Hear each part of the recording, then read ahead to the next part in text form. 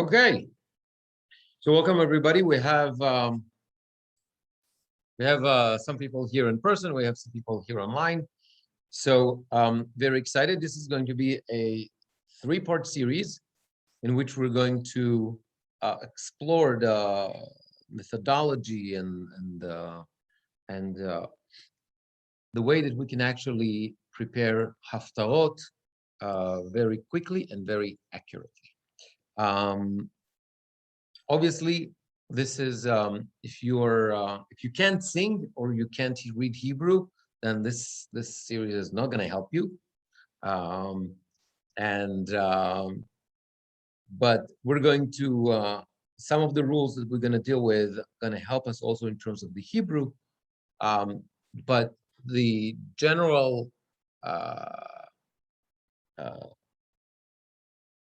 I'm going to assume that everybody can read Hebrew and is musical.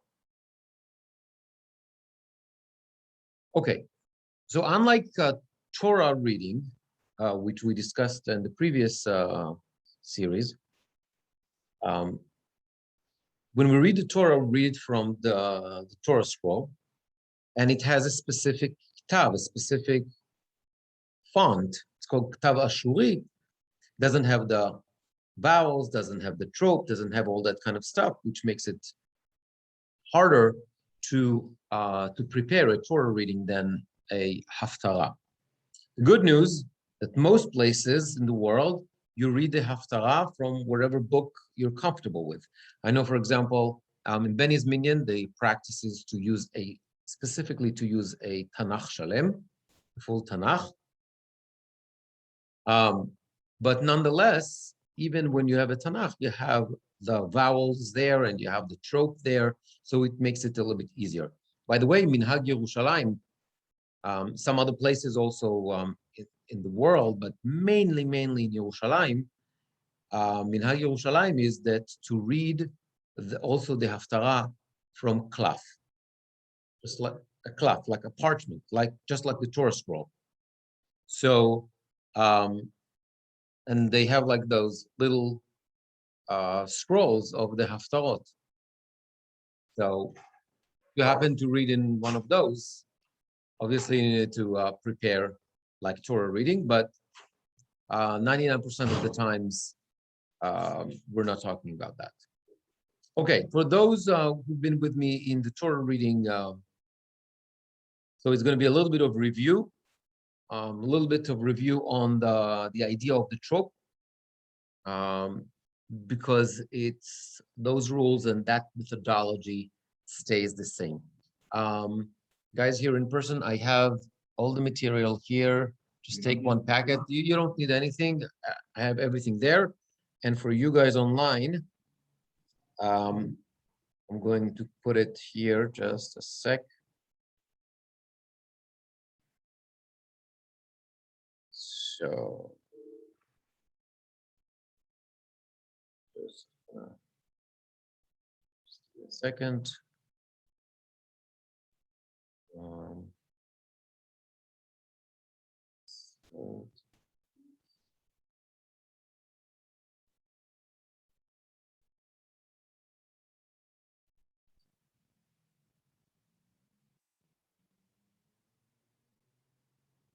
Okay, so you have a PDF with a bunch of stuff.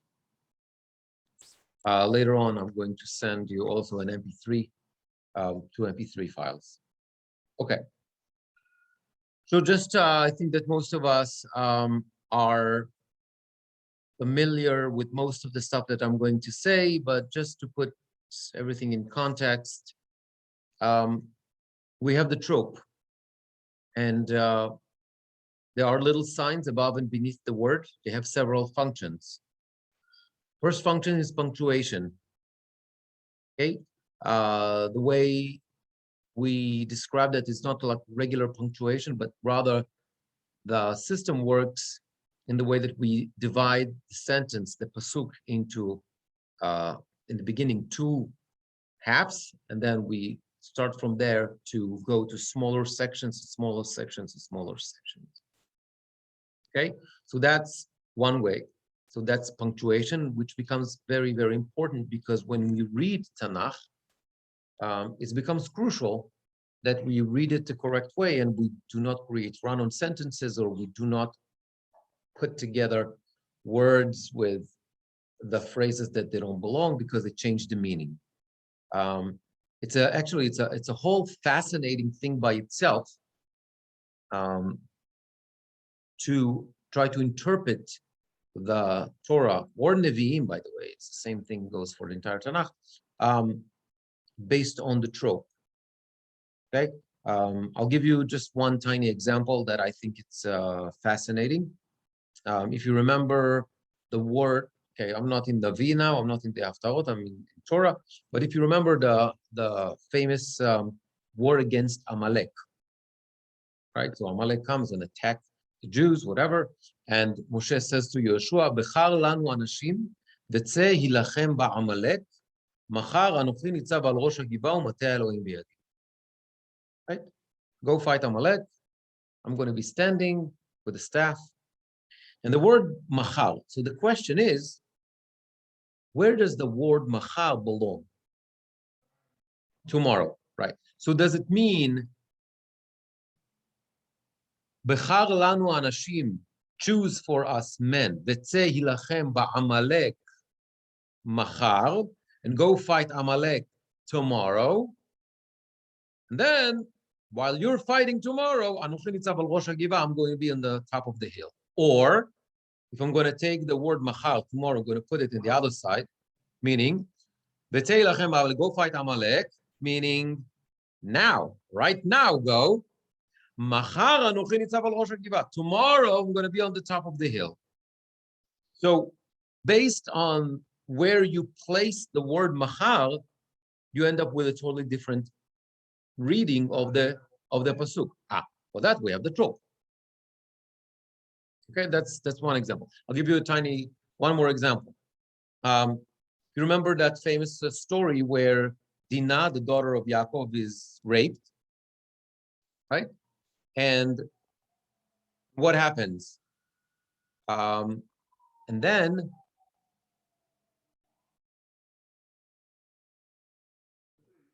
it's hold on. Hold on. I'm gonna take a chumash because I forgot the pasuk by heart. Hold on. Oh, okay. Alan is gonna bring me a flash.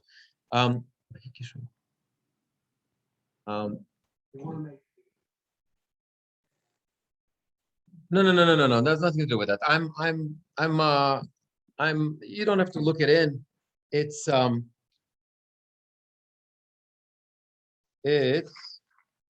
looking at just like as a quick it's a fun tiny thing to look at.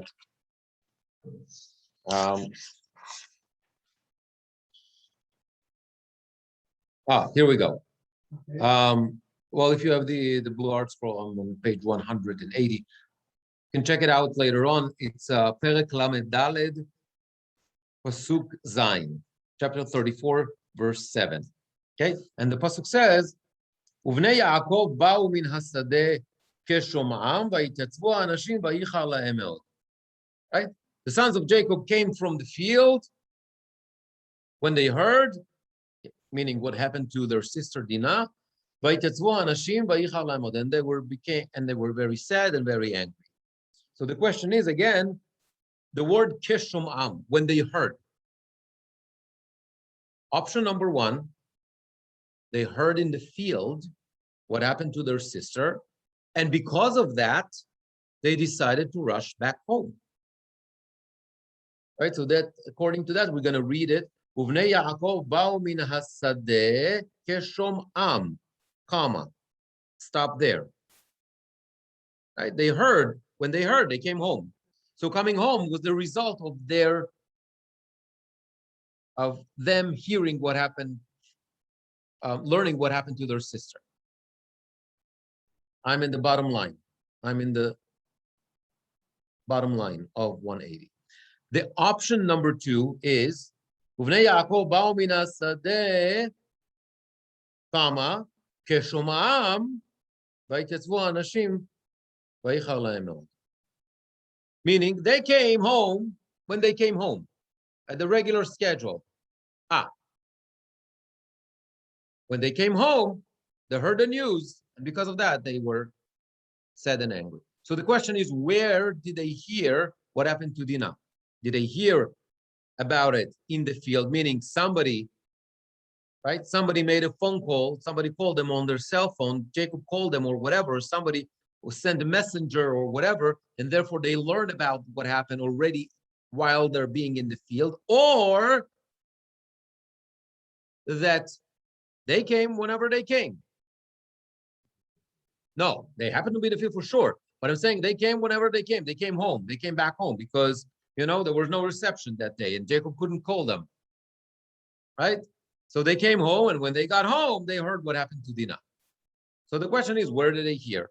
Okay. And the commentaries go back and forth. Same goes for the first example that I told about, the Milchama and Amalek, and there's a bunch of other examples where it really changes the meaning of the pasuk.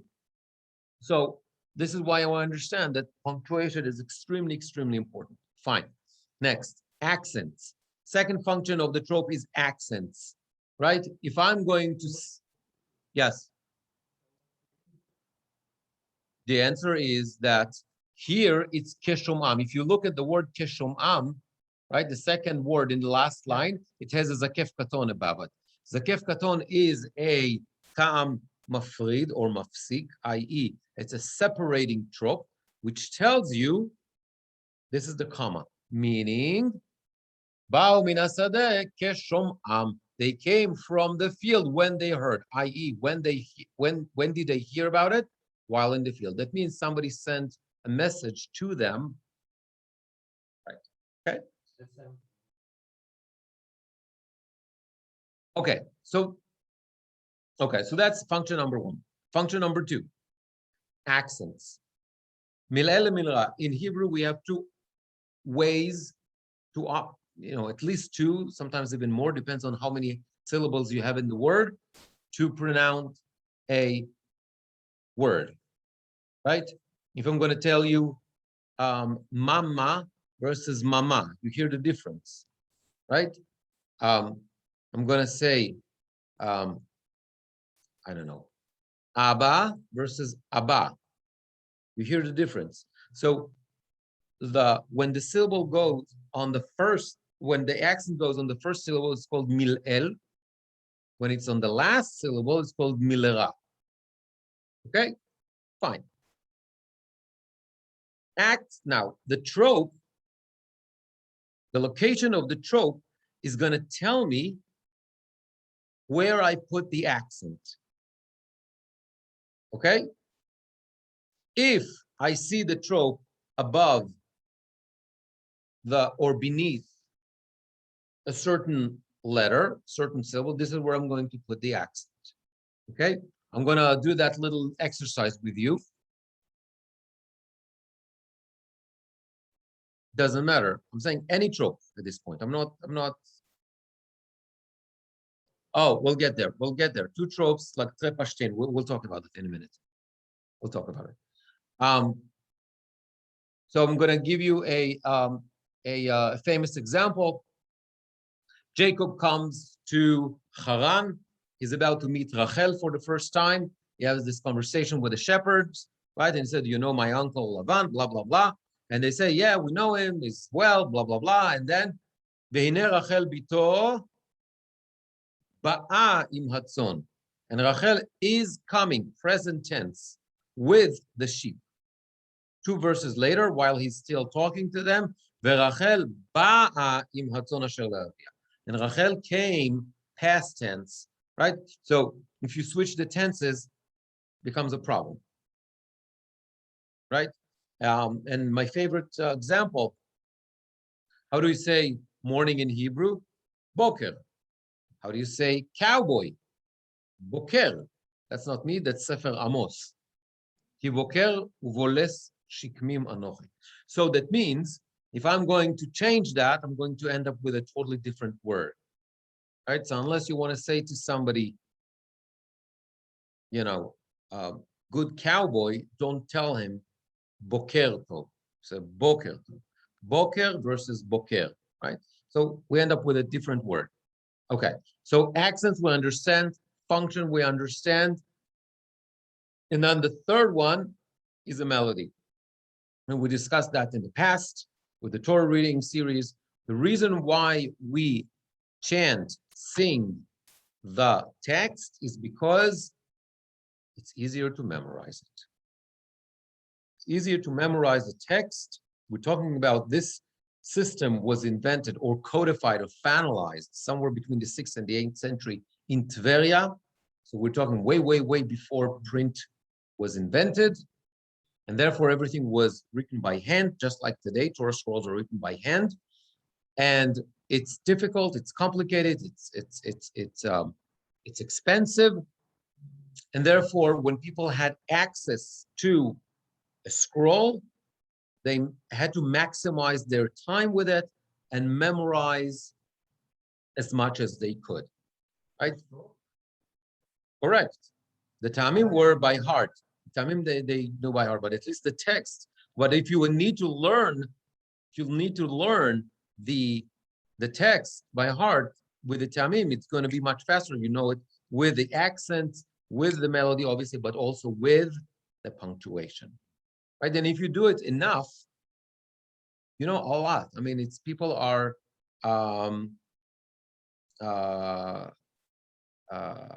every time they're surprised that what people just actually memorize so much. And the reason is yes. I mean, take somebody like Jay. I mean, he knows pretty much the entire Torah by heart.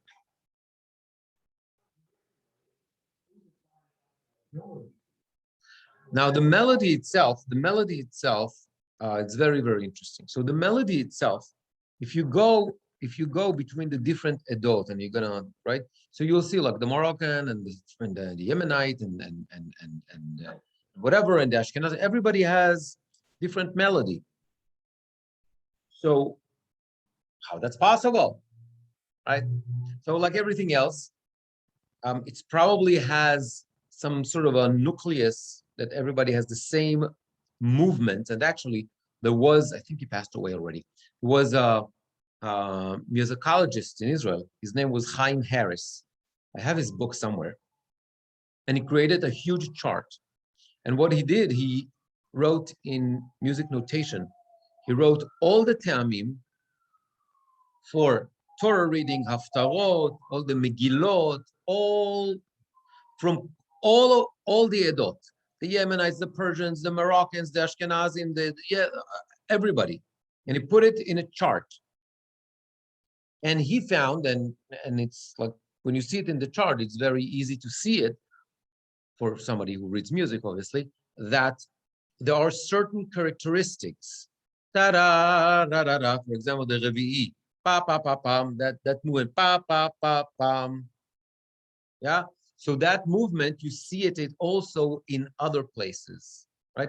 So he claims that since everybody, all the Jews have those movements, this got to be like something original, i.e. from the time before everybody went to different parts of the world in diaspora, right? When they went into exile.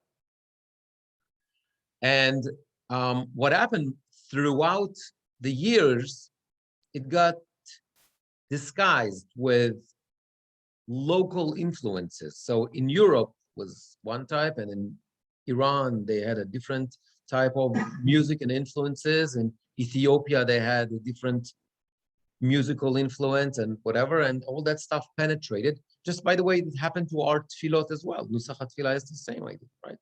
So that's what probably, and it's a really like a very difficult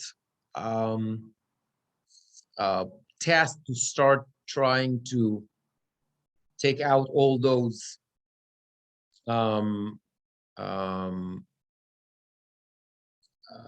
layers and all those influences, foreign influences throughout the years. And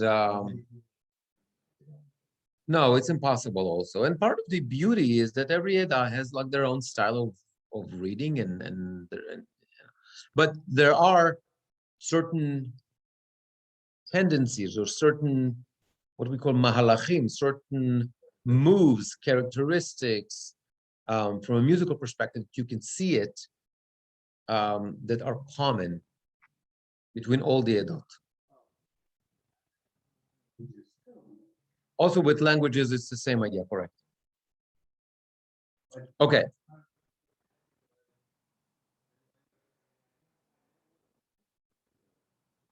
He claims, okay, so according to that theory, yes, there was like one time, one way in which that stuff was read, i.e., probably before the time the Jews went into exile.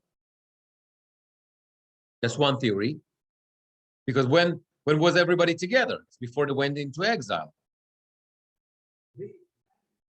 Correct. So maybe it was the Leviim, maybe it was like other, doesn't matter. The other theory says no. The whole thing of chanting stuff and singing it, whatever, is something that developed much later altogether. So there's like a whole debate among the scholars about that.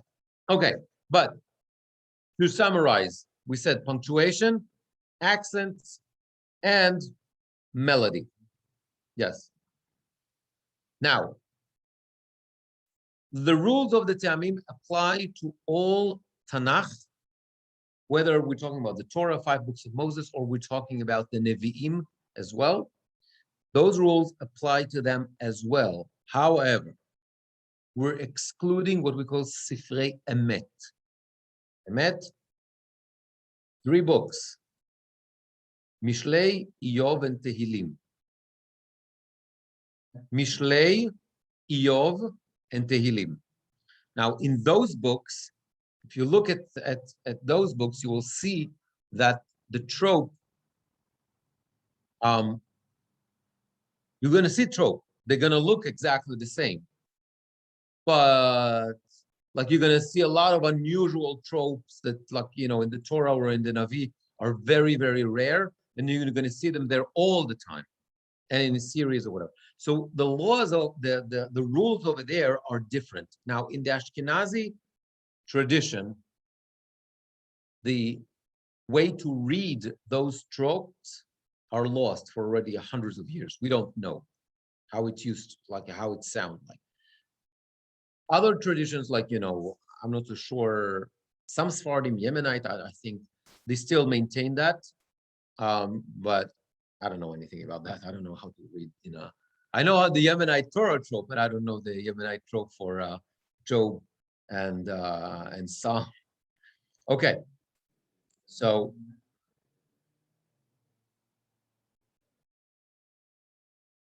no, the Tkiot are different, right? A little bit.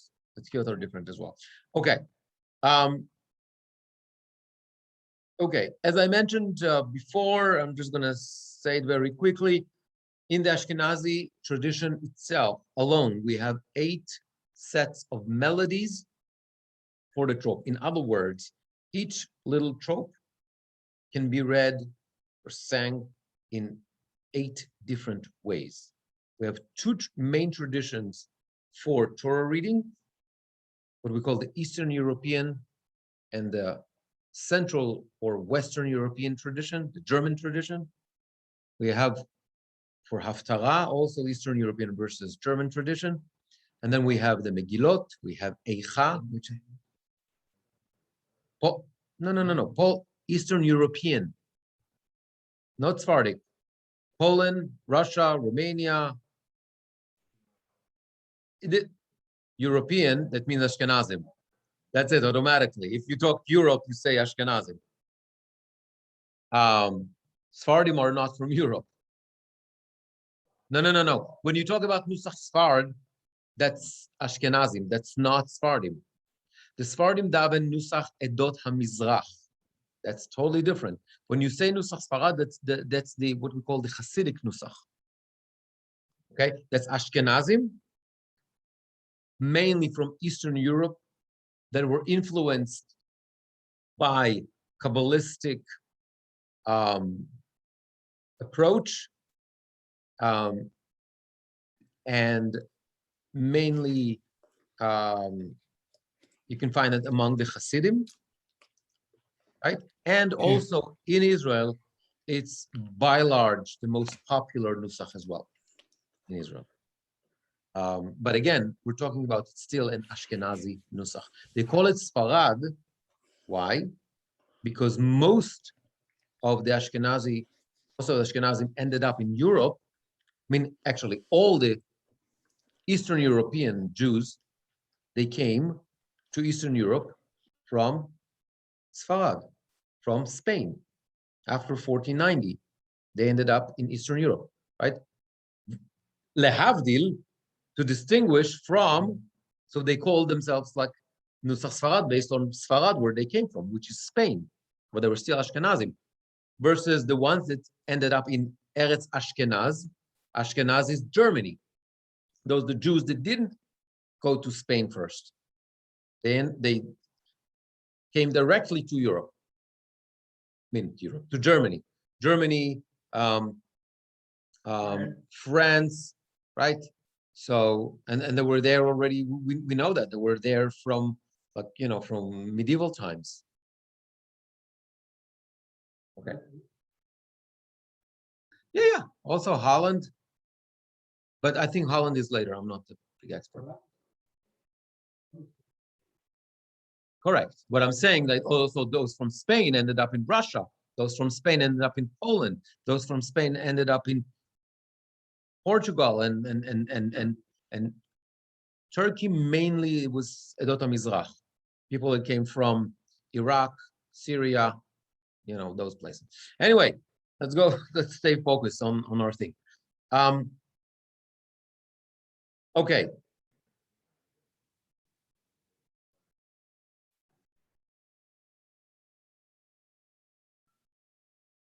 Okay. Let's go into the nitty-gritty of some of the rules. Several words connected with a hyphen or a dash are considered as one word and will have only one trope. If you have the flip side of that, if you have only one word with two different tropes, so for example, you have a munach as a kef katon, you're going to sing both melodies. Eitan, you had a question for us? If so, just, okay. But, and now to Alan's question, if you have the same trope twice on one word, so for example, you're going to have two pashtas or two zarka segol, you're going to do the melody only once. Okay? The two on that word. So the two times that we have it, one tells you the original place of the trope, and the other one tells you where's the accent. Okay.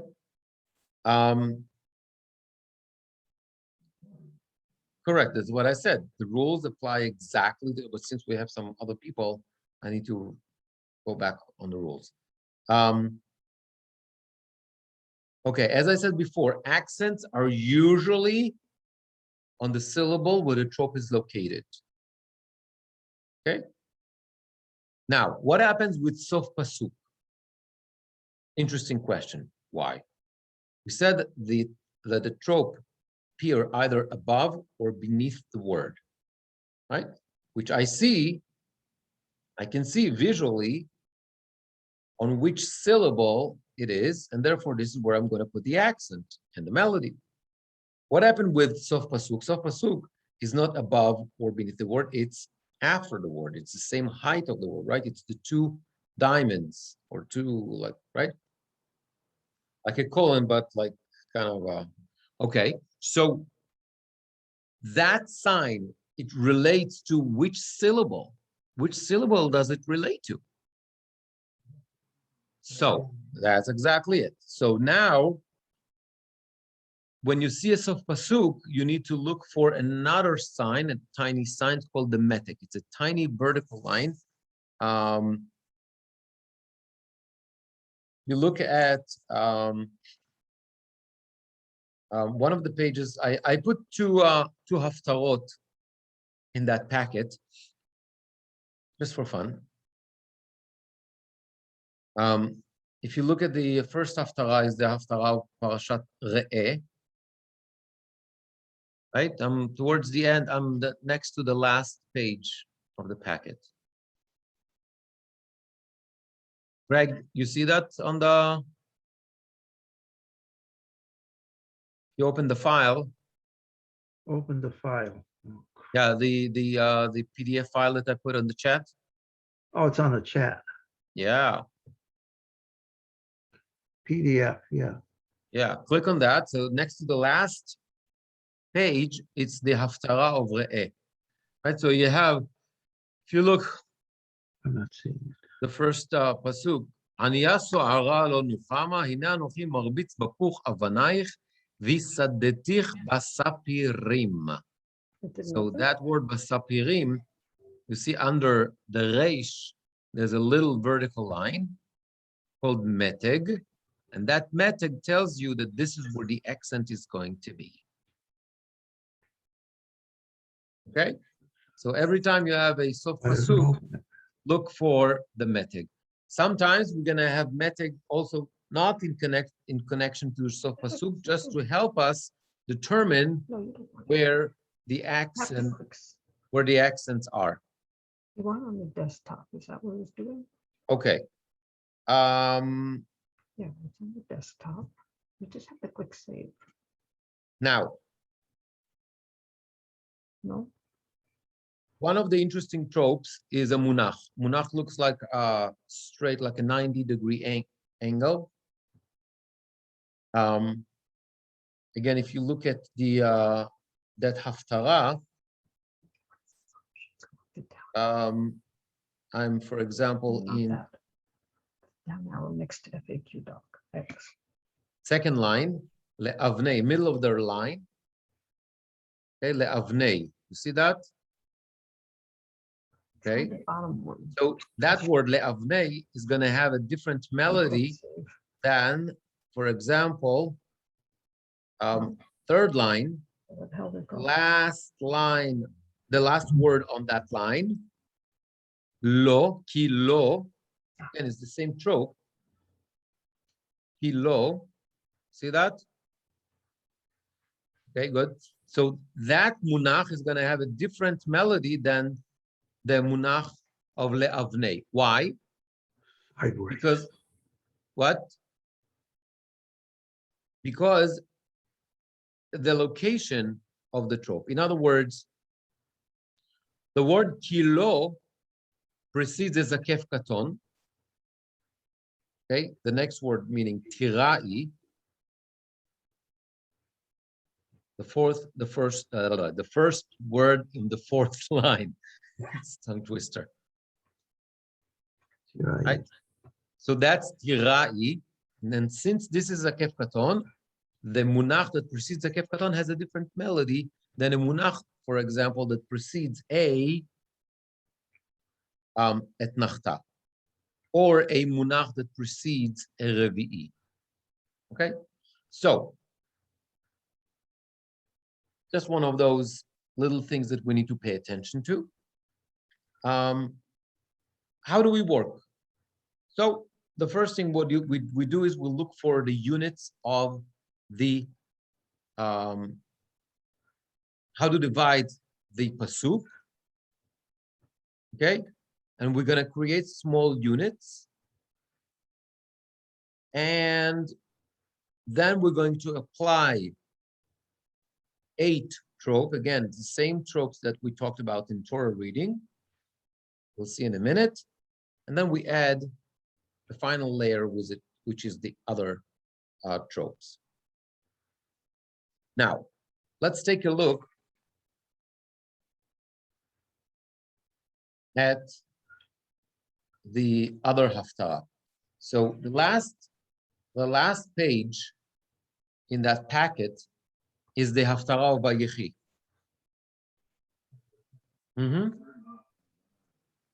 Yes. Okay. The meteg. Where do you see a meteg banaich in the third line? Oh, over there. Yeah. So it's no. It's the noon. It's the noon. It's the noon. If it was the yud, it would have been a little bit to the left. Would have been to the left of the vowel. It's always to the left of the vowel. Okay. Okay. Take a look at the last. Take a look at the last page. It's the Haftarah of Vayechi. Good. Eitan has it. Excellent. Greg, you see it? Yes, I have it. Excellent. Okay. So what are we doing? So the first thing we're going to look at, we need to understand what is our pasuk. So our pasuk starts, obviously, here pasuk aleph, okay, vayikrevu, until the sof pasuk, lemor. That's the last word in the pasuk. That's my entire pasuk. Okay, great. Now I'm going to divide this pasuk into two halves. How I'm going to do that? I'm going to do it with a trope that is called etnachta. Now, the etnachta is a ta'am mafsik in large, not by large. We have all the tropes. One of the pages here, I don't remember, at the packet, I don't know, can't tell you which, like what's the number of that page in the packet. It's a page that looks like that. It has all the names of the tropes. Okay? It says cantillation, names, and marks for Torah reading, whatever, but it's also for Haftarah, it's the same. Okay? So this way you can see the name and the shape. Okay, so the first one is Zarka, Segol, Munach, Ravia, etc. Okay, and then they give the Ashkenazim, the Sephardim, and the Yemenites. Yeah, most people would say Revi'i. This is Koren. I don't know why I use them, I guess, whatever. They call it Ravia like the Sephardim, but really not that important. What's important is the visual. The visual is accurate. Okay, so what are we doing? We're looking for the etnachta, because the etnachta, oh, now I remember what I wanted to say. All the tropes are divided into two main groups. First group is what we call te'amim mafridim, that separate, okay? That create a separation between that word and the next one.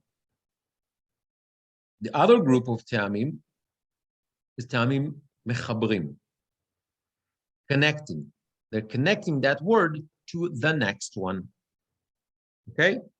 Now, with those mafridim, with those that separate, we have different levels, i.e., some are stronger than the others. What do I mean?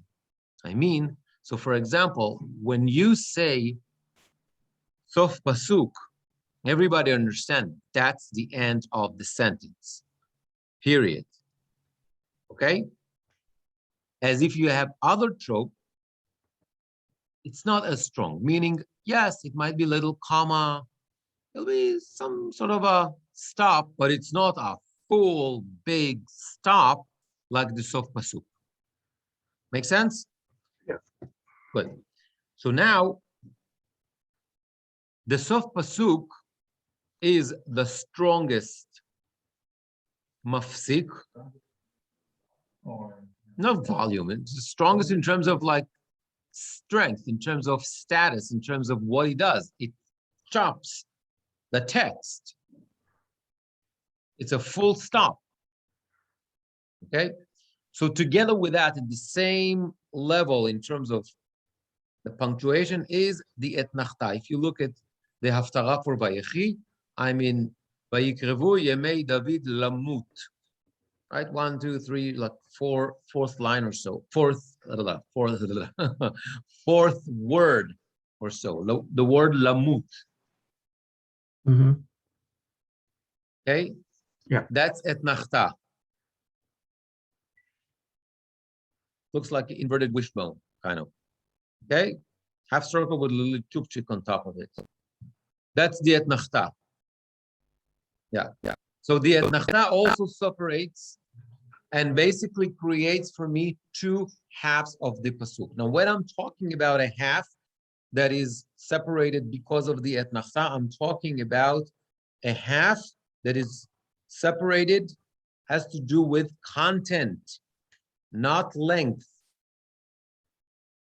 Okay, could be even one word with etnachta and then 15 words until the sof pasuk. It's still going to be one word is half of the pasuk. No. So this is a good question.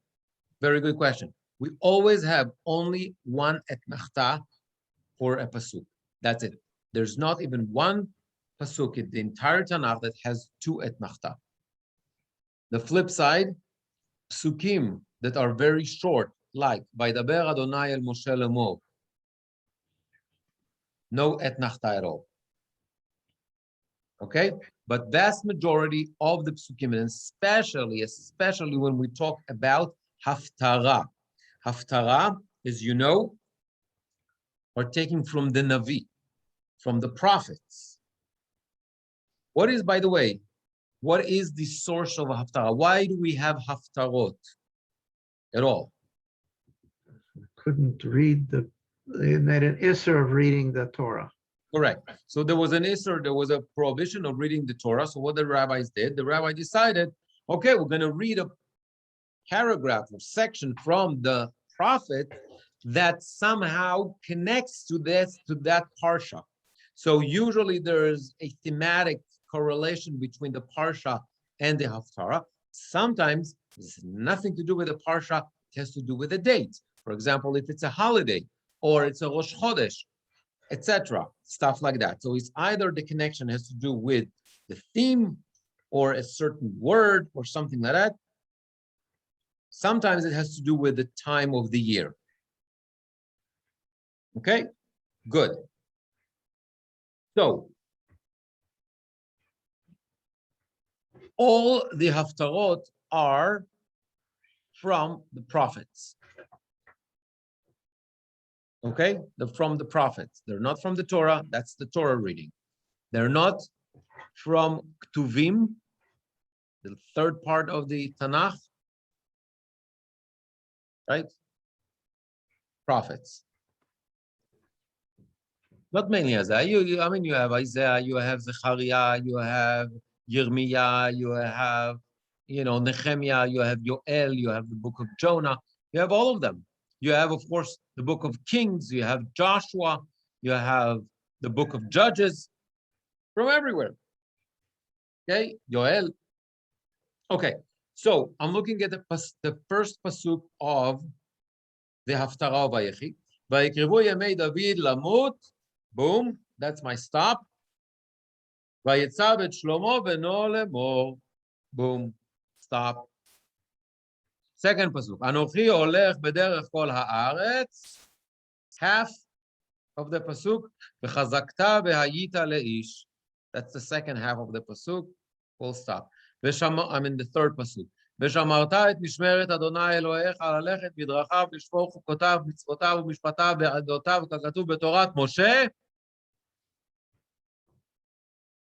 Okay, all that is one half. למען תשכיל את כל אשר תעשה ואת כל אשר תפנה שם. Full stop. Okay? למען יקים אדוני את דברו אשר דיבר עליי לאמור בפרו בניך את דרכם ללכת לפניי באמת בכל לבבם ובכל נפשם. בום. לאמור לא יכרת לך איש מעל כיסא ישראל. סוף. פסוק. Okay, so it's not the length that divides, it's the content that divides the pasuk into two halves. It's a 99 psukim of the haftarot. I'm sorry, what? 99% of the haftarot, correct. Okay.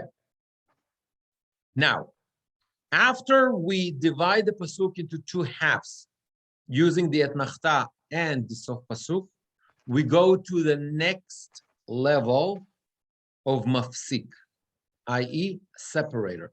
And that trope is going to be the zakef. The zakef, and mainly the zakef katon. The zakef katon is 2 dots above the word. Okay? So I'm looking at the second pasuk. Anochi holech. You see 2 dots above the lamed. Okay? And don't be ashamed if you need to do what I do, put on reading glasses sometimes. Some of that stuff is small. Okay. Anochi holech. This is my zakef katon. Now, we have also a zakef gadol. Zakef gadol looks like the zakef katon, but it has like a little vertical line also next to it. Okay? It's also a zakef. But the zakef katon is much more common. So generally speaking, we're going to look at the zakef katon. Okay? Just because it's much more common. So now I have already, I'm in pasuk bet. Second. I don't have a zakef gadol here. I have a zakef katon. The 2 dots above the lamed in holech. I'm sorry?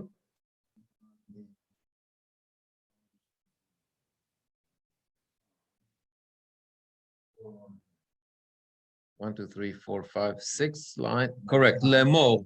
Right. Lemor, that's a zakef gadol. Correct.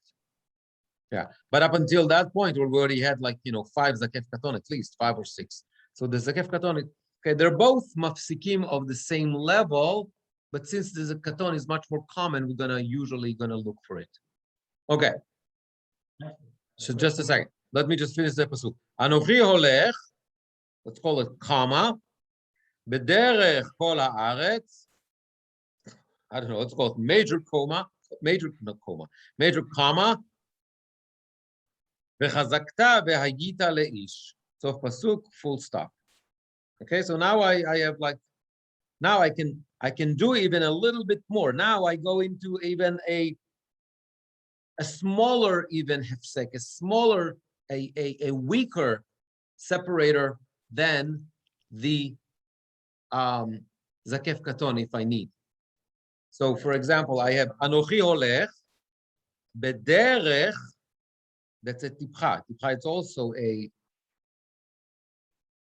also a mafsik, a separator. Kol haaretz. Okay, this I know, it's the nachta, I stop there. Vechazakta, I stop here.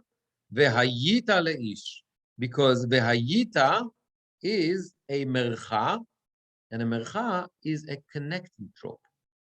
So I know that this is going to connect to the other one. Okay, I'm going to, when I am able to deal with all the technical difficulties we have with the website, when I post all the material on the website, I'm going to have, and for next time, I'm going to have that as well, a chart, or a list at least, of all the tropes that are the separators and the different levels and the connectors, okay? So you what? Yeah. But for our practical reasons, what you need to do is to look for the sof pasuk, the etnachta, and the zakef. You don't need more than that. Okay? But that's basically how the way we look at it. So now, what you do is the following. You take, let's assume that we need to prepare this haftarah. We want to prepare this haftarah of Vayechi. First level, what do? We look at the text and we start to read it. Vayikrevu yemei David lamut, vayetzav et Shlomo veno lemor. So now I know I have already kind of a phrasing of, I have the phrasing of the pasuk.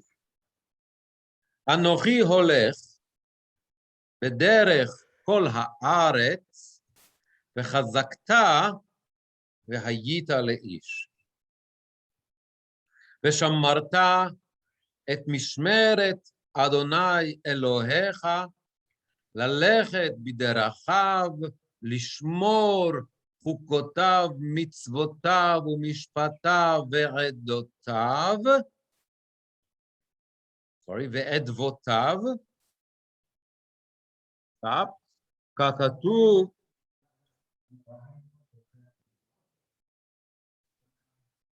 I know.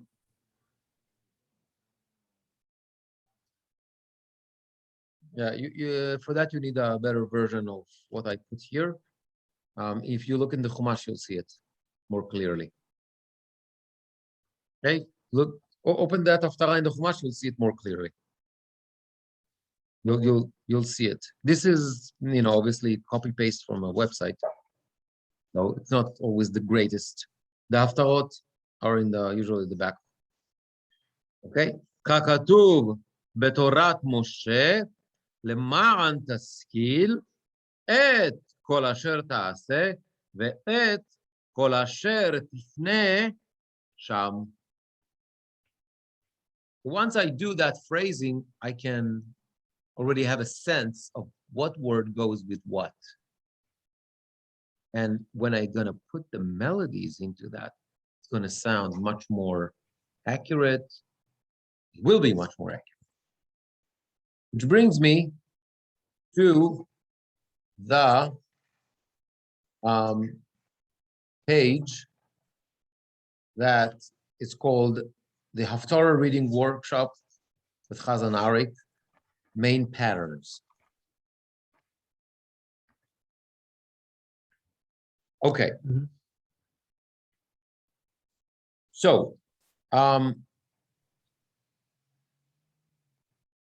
I'm going to just a second. Let me just share two files here,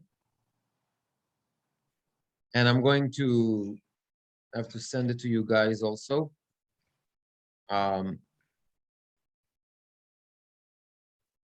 These are two MP3 files.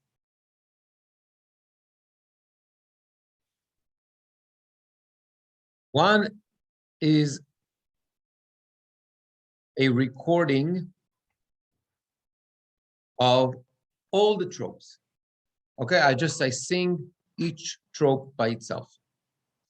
The other one, which says patterns of a haftarah, that's the name of the file. That file follows this page. Basically, in this page, what I did is I created the most common patterns that you will find. These are not the only, but the most common patterns. And with those common patterns, I grouped them into two groups, Group A and Group B. Group A has 4 tropes, Mercha, Tipcha, Etnachta, and Sof Pasuk. And Group B has also 4 tropes, Munach, that precedes the Zakef Katon itself, Pashta, and Ma'apach. These are the most common tropes. So together you have 8 tropes. These are the most common tropes and the most common patterns. And what I do is I learn those patterns. I learn those 8 tropes first, very, very well. And what I do is I apply that into the psukim. So what I'm going to do is I'm going to use only those 8 tropes and I'm going to skip the other words. I'm going to read them without the melody. And only when I have the pasuk with those 8 tropes and it's accurate, only then I'm going to add the additional tropes, which are listed in that page that has like all the tropes themselves. So for example, if I'm looking at that Haftarah for Vayechi, the beginning, right? So the beginning, look at the first 3 words, Vayikrevu Yemei David, actually Lamut, right? So that's exactly from Group A, number 2, Mercha, Tipcha, Etnachta. It's exactly that pattern. So if I know the pattern, so Mercha, Tipcha, merecha, merecha, merecha, right? And you can sing it with any word that I want. Tirira, tirira, tirira, tirira, tararara, tararara, tipcha, etnachta, pa pa pam, merecha tipcha, etnachta. I mean number 3, merecha tipcha, merecha, etnachta. Number 4, merecha tipcha, sof pasuk, pararam, pa pa pa pa pam. Or number 5, mercha tipcha, mercha sof pasuk, mercha tarari, tarararam, tararam, tarararam, pa pa pa pa pam. That's all in pattern A, in group A. So if I apply now this to Haftarah, I'm going to look at Haftarah Vayechi, Vayikrevu Yemei David, lamu, right? Mercha tipcha et nachta, vayikrevu Yemei David, lamut. Vayitzav, that's not part of those patterns, not part of those 8, it's a tevil. Then I go again to mercha tipcha, but this time with the sof pasuk. So it's mercha tipcha, sof pasuk, which is number 4. A4. Et Shlomo veno leimor. Now I have pretty much the whole pasuk. Vayikrevu Yemei David lamut. Vayitzav et Shlomo veno leimor. Okay. Later on, what I'm going to do is I'm going to add the 3rd layer, meaning first layer is the Hebrew with the accents. Second layer is those 8 tropes. And 3rd layer is those extra tropes. Right? Well, not all of us have that. You may know then to apply it. I know, but obviously, but I'm saying like, you know, you need to practice and you need to really have it. That original.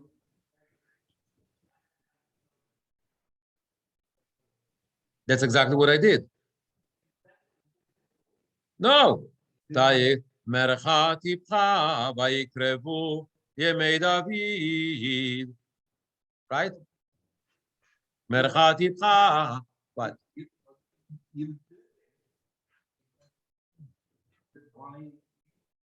What? No, but that's exactly, but I know how to read it because I see look the trope. Because again, I'm going to read it without the melody line. Now, Vayikrevu Yemei David lamut, Vayetzav et Shlomo veno lemor. I know that because I know what's separate, you know, which one they're separating and which one are they connecting. Yeah. And I take for granted. Of course, I'm sight reading, but I'm saying my Hebrew is good enough. Like, you know, if the Hebrew is shaky, then correct. That's what I said in the beginning. You know, I'm going to assume that everybody can read Hebrew. I'm trying my level up. Practice, practice, practice. I mean, it's. I know it seems easy when I do it, but you know, I do have 45 years of experience, right? I've been hearing that stuff since I was born.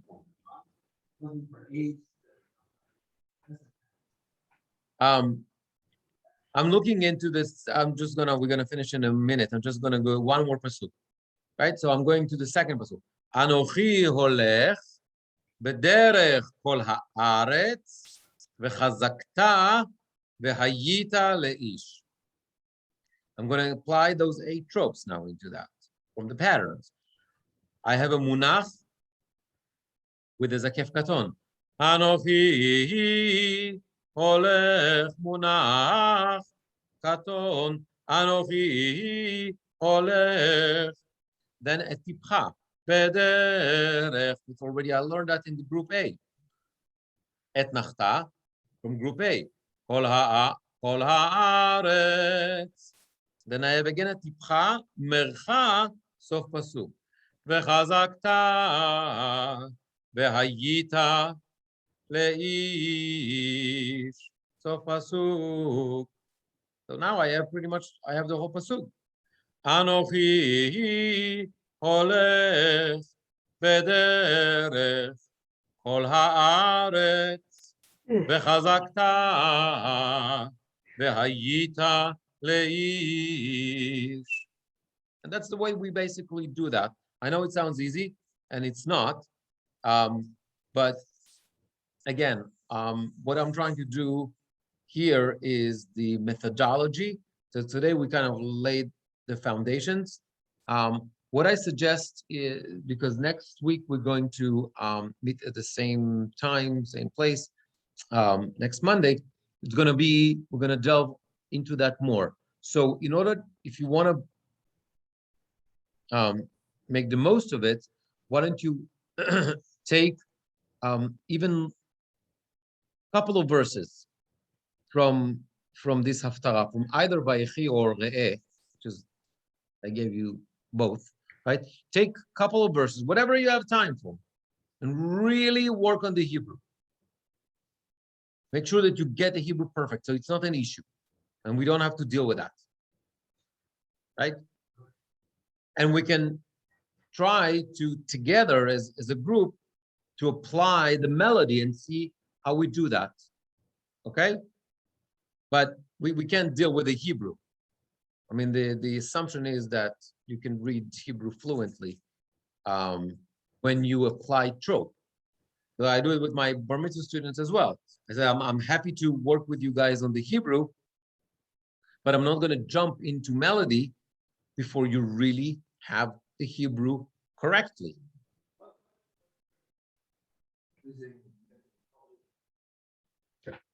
Why not? You can use, okay, bye-bye, Eitan. You can use any colors that you want. The question is, to use colors or as visual aids and that kind of stuff. I'm all in favor. I sometimes do that with students that have difficulty identifying the trope, and it's just happened to be too much information for them. It's too much information. It's both the letters and the vowels and the trope. It's too much for them. So what I would do is, like, for example, all the sof pasuk, I would highlight, just an example, highlight in one color. And then the etnachta, I would highlight in a different color. And then, the munach, I would highlight in a different, right? So at least those 8, I would get those, so it'll be easy and it's gonna, visually it's gonna help them. Some kids it helps, some kids it confuses them completely.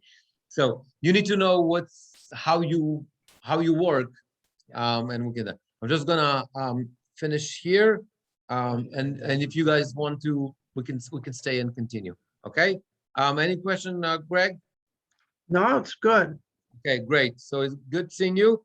I Yes. got one non-related question. Yeah. Did you get that picture from Argo?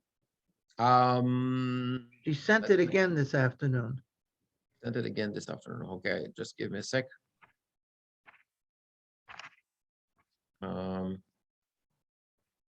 Just give me a sec here. Open that. No, I don't have anything from Argo. So she just sent it, reply with the picture. But you didn't get it. No, this is so weird. Hold It on. is. Why am I not getting it? That's what I'm asking. No, I didn't get anything. Wait, maybe it's in my spam.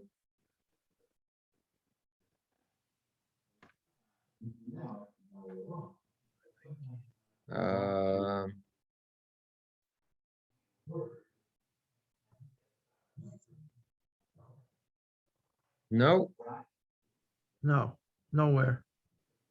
nowhere. This Oh. is so weird. What No. could she? Have you got another place to send it to? Yes.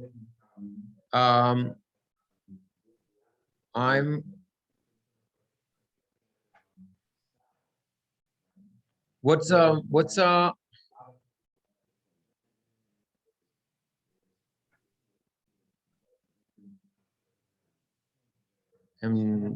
let's see. Whatever the reason. Hold on. I say, I tell them they use, so when he draws it in the middle, when he's ending it.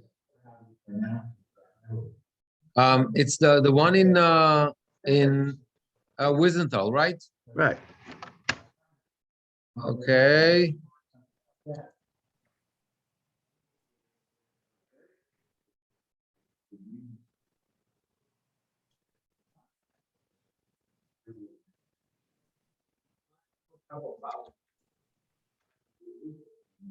Okay, I just sent her my other email. It's a cantorarik@gmail.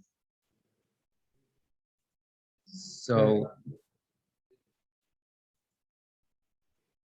I don't know why I'm not. I don't have it like in any folder. So weird. It's not here. Yeah, I'm not seeing what you just sent either.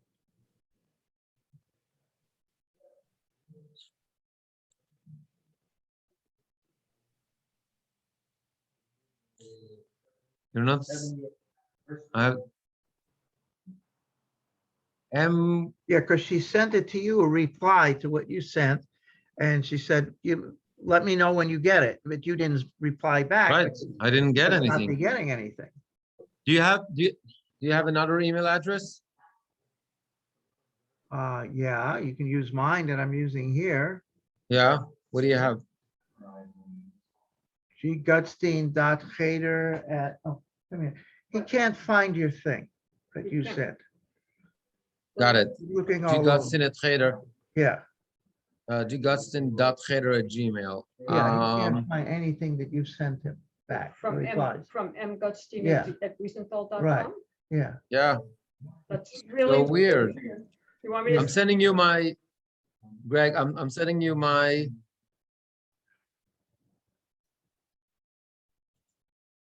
So you see both my Beth Jacob address and my Gmail address.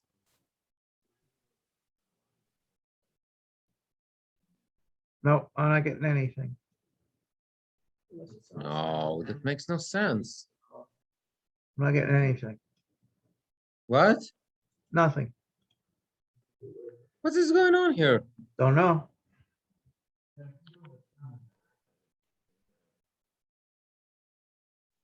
That's too weird. It's got to be something on your end. I understand, but I can't imagine. You're not able to receive either. Receive or send. I'm trying something here. Sending you both a blank email from my Gmail account. We passed all that stuff that's pinned. There it is. There it Wait a is. minute, I've got yours here now. On Margot's, I have you. Cantor Beth Jacob. Okay, Okay, so you want me to try to send it to cantorarik@gmail.com?